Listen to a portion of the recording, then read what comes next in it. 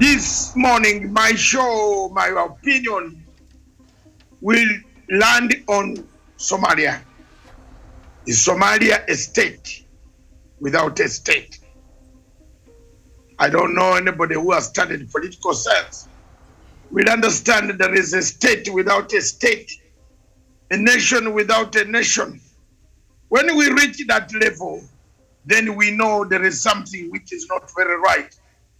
In Africa, we are watching a state without a state, trying to acquire more territory in order to become a state, yet they cannot hold an inch of what they have. Good morning, Africa. 4 years ago, Somalia started a war, a psychological war on Kenya. It took the maritime boundary dispute into the International Court of Justice. Under the auspices of Norway, Turkey, Qatar, United Arab Emirates, Somalia was pressurized to take a step forward beyond what the African Union constitutive powers entail as far as boundaries are concerned. Today, from that time to this time, efforts have been made by the people of East Africa, IGAD, and other regions, the African Union. We have called upon the two countries to sit down and mediate a conflict that could spark tension and a crisis in the Indian Ocean. Our calls have landed on deaf ears. Nobody has heeded to our calls. We have written a plethora of information and letters to the United Nations Secretary General, including one that last night that I penned the United Nations Secretary General, copied to President Uhuru Kenyatta, copied to President Museveni, copied to African Union, copied to President Kagame, copied to President Mnangagwa, copied to United Nations General Assembly itself, or member states, through their Twitter handles that are verifiable.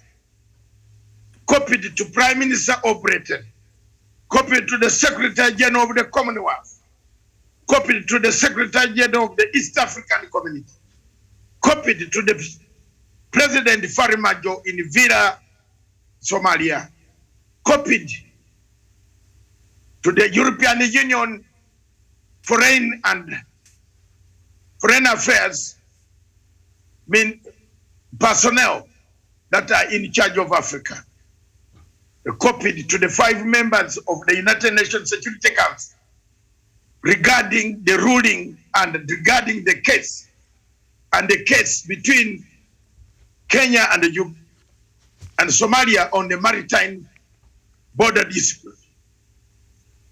The purpose of this letter, therefore, is to put myself on record as a non-state, and I want it to be repeated. I'm not acting on behalf of Kenya government. I am acting as a non-state actor, a peacemaker, a peaceman, peaceful envoy, a man who sees special attributes or special circumstances coming out of the region if we don't cool down the tension and we don't deferment and deferral of this matter until we sort out Somalia. We bring Somalia to a level that the people of the world will understand that peace has returned. I've written this letter to be on record, and I want to be on record. Let history not judge me harshly that I did not do anything. After all, Malcolm X said, if you want action, You have to do something. Keeping quiet will destroy you internally. I don't want to be counted among those who have been shy of telling it as it is. I have been doing my job and I've done it as it is, as an African. Not only an African, but a descendant of one of the countries that is in Somalia, whose troops are suffering, whose sons, brothers, daughters, sisters are suffering on behalf of the people of Somalia. I want to make it categorically clear that as a Ugandan, I have a stake in the issues that pertain to the Somali sovereignty and to Somalia itself. I have a stake. I have my brothers, 14 to 15,000 troops stationed in Mogadishu. I have a stake. I have widows. I have those who have lost wives, husbands, back in my village. Therefore, I have a stake. And for me to keep quiet and call myself an intellectual, run around with the briefcase in aeroplanes without saying the truth and without telling the world that any judgment that will come out of the Somalia-Kenya maritime will trigger a crisis in the Indian Ocean. It will be naive. It will be I did not go to school. Today, I made it categorically clear that I have told the Secretary General Guterres that time is now. There is no rush. There is no criminality here. There is no criminal performance of a case. We are not in the International Criminal Court. We are in International Court of Justice. There is no justice that will decay if the matter between Kenya and Somalia is deferred or deferral under Article 39, 40, 41, 42. Anybody, whether you are a Kenyan diplomat or not, but it's up to you. I am a non-state actor. I'm not representing anybody. I'm representing the interests of the people who have no diplomats. That is the international community. The people who want to trade in the Indian Ocean peacefully. I'm representing the British, American, German, African, Uganda, Kenya, Tanzania, Egypt, Asmara, Eritrea, anybody who trades, China, Australia. Our trade depends on Indian Ocean. The peace in Indian Ocean. The Gulf states depend on Indian Ocean. The Indian subcontinent depends on Indian Ocean. If peace is disrupted in any of the areas of the Indian Ocean, the trade, international trade, local trade, regional trade will be kaput. My position, therefore, is that why have we not looked ahead and we are looking backwards? Why has the Secretary General, who is the General Manager, mandated by the United Nations Security Council to oversee the pleadings, to oversee the management of International Court of Justice? Why? Why are we sleeping over like we have slept over Biafra? Like we have slept over Amazonia? Like we have slept over Central African Republic? Like we have slept over many areas in the Sahara region that are undergoing the hammer of Islamists? We have sat on Amazonia, the people dying there. Nobody is talking. We have sat on Biafra, the people being killed. Nobody is talking. Central African Republic, nobody is talking. I have come out to talk. If Nyerere was around, if Obote was around, if Baba Tafawa Balewa was around, if Ben Bera was around, if Sekuture was around, if Patrice Lumumba was around, if Kwame Nkrumah was around, if Siad Barre was around, if Jomo Kenyatta was around, Haile Selassie was around, Gabriel Nassau was around, if Mandela was around, if Nkrumah was around, they would say the words that I'm saying. We have a problem that is coming from the ICJ. On Tuesday, 11th or 12th of October, the International Court of Justice will deliver what we call a verdict or an opinion. The opinion could be non-enforceable or non-binding because they don't have the army to bind. But that opinion will create chaos. That opinion will kill this country and the countries that are involved in the maritime dispute. The conduct of this court has been under scrutiny.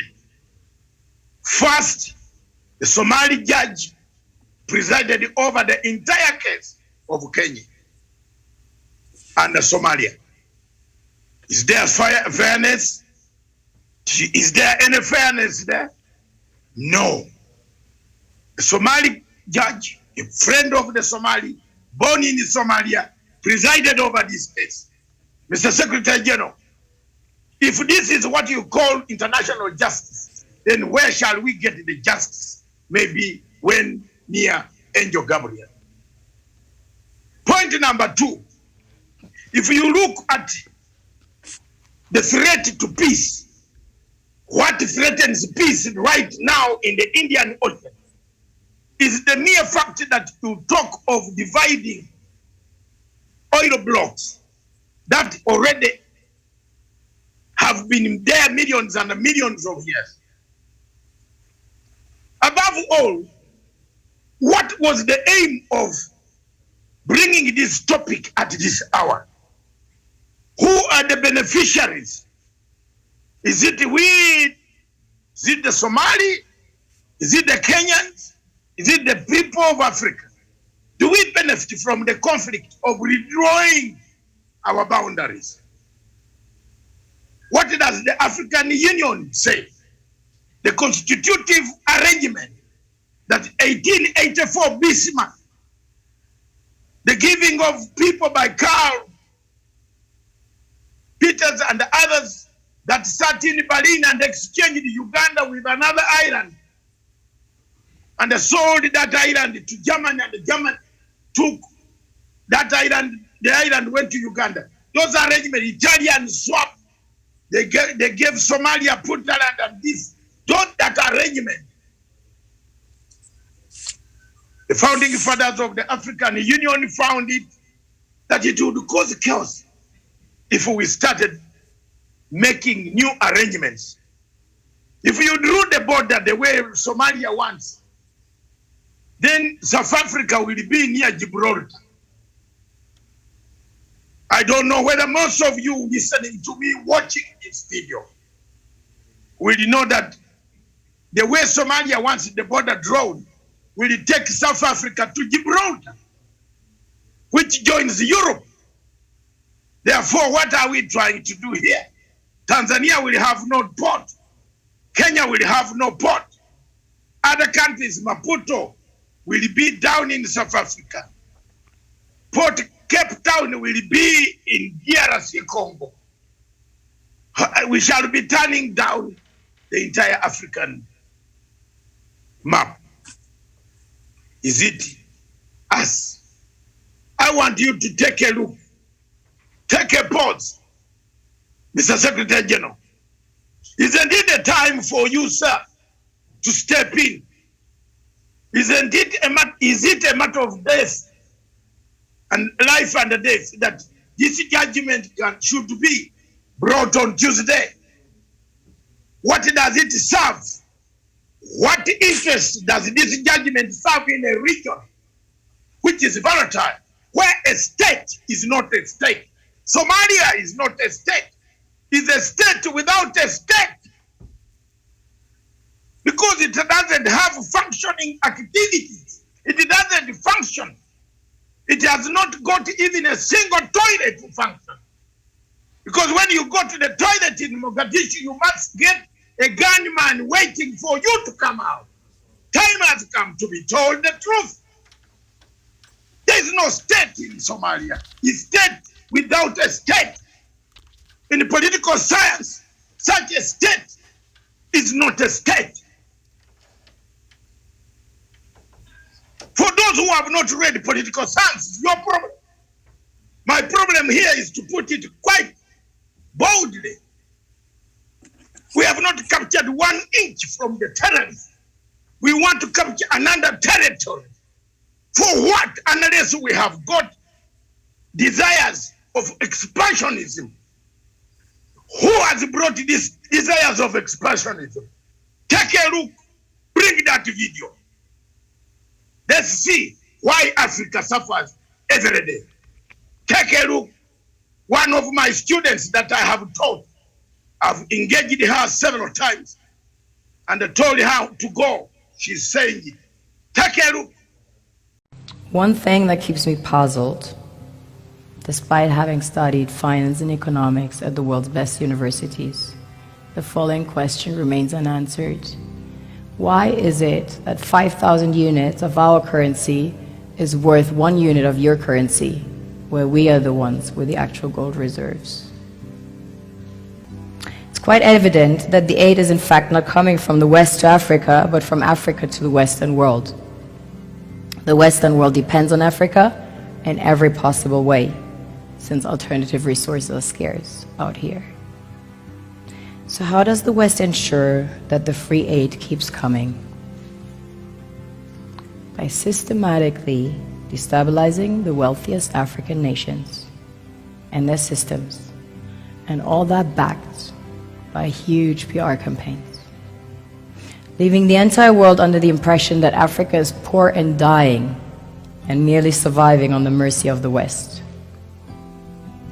Well done, Oxfam, UNICEF, Red Cross, Life Aid, and all the other organizations that continuously run multi-million-dollar advertisement campaigns depicting charity porn to sustain that image of Africa globally. Ad campaigns paid for by innocent people under the impression to help with their donations. While one hand gives under the flashing lights of cameras, the other takes in the shadows.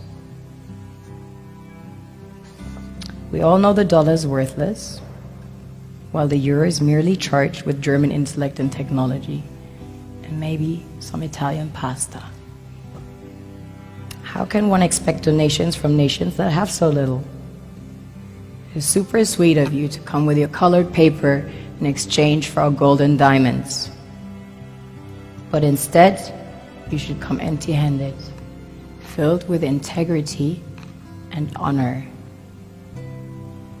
We want to share with you our wealth and invite you to share with us.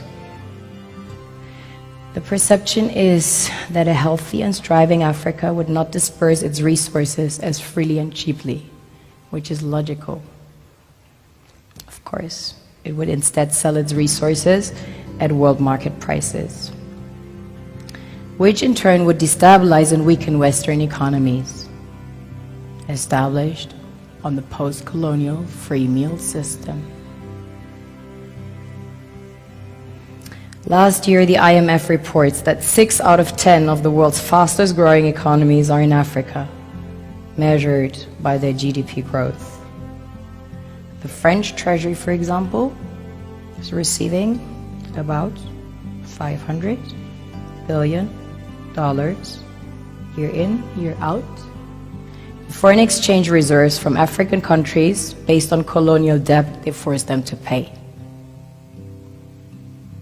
Former French President Jacques Chirac stated in an interview recently that we have to be honest and acknowledge that a big part of the money in our banks comes precisely from the exploitation of the African continent.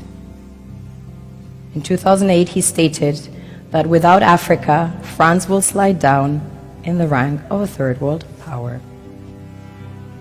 This is what happens in the human world, the world we have created. Have you ever wondered how things work in nature? One would assume that in evolution the fittest survives. However, in nature, any species that is overhunting, overexploiting the resources they depend on as nourishment, natural selection would sooner or later take the predator out because it offsets the balance. The key point out of that video is the stabilization of Africa in order to siphon the resources. If you keep Africa peaceful, how will you come to take the resources? How will you dig the gold mines? How will you tender on the diamonds?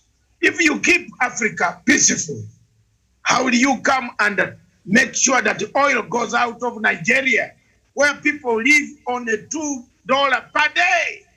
Yet Nigeria takes out huge amounts of oil, sells it out to multinational companies. If you keep Somalia stable and stability comes in Somalia, where else will the West get what they want? The theater of operation has narrowed it down, Miriam and Repano. It has narrowed it down. In Afghanistan, we have left with tears and our pants halfway in the knees. Now we want to find another conflict in Indian Ocean. The conflict between Somalia and Kenya is clear that if the ruling is made, there is no country, none of these countries will keep quiet and sit and watch. Above all, what is this expansionist theory of a state without a state, that it wants to manufacture another state on the Indian Ocean, yet you cannot capture 1 inch of your own state? Where is the logic? Unless you are being pushed to capture state for other external forces. This is my point. This is my opinion, that the Secretary General should look at this case, that as a non-state actor, it is not International Criminal Court. That if it was International Criminal Court, I would have become amicus curiae to deliver an amicus curiae to stand on a point of law of international law that I disagree. But since the ICJ does not accept non-states, you can only make an application as a state. Can Kenya make an application? Has it made an application as a state to the manager, the general manager of International Court of Justice, who is the Secretary General, to tell them, we have heard enough, we are seeing enough, we are watching enough, there could be a war. Mine is, I have done it. Today on this television is historical for me, that I've stood out and said, what comes, whatever comes, let history judge me. That if you make any judgment, either giving any one piece of this item in the Indian Ocean, which is deep in the deep seas of the Indian Ocean, you will trigger a war. That is my opinion. And that is why I'm seeking, under the United Nations Chapter 7 of the United Nations Charter, Article 39, 40, 41, very clear articles. I think any of the panelists, Miriam, can read for us what triggers, what is a threat to peace. Is the judgment coming from the ICJ not a threat to peace? If the answer is yes, support me. If the answer is no, then wait to go to hell. Thank you.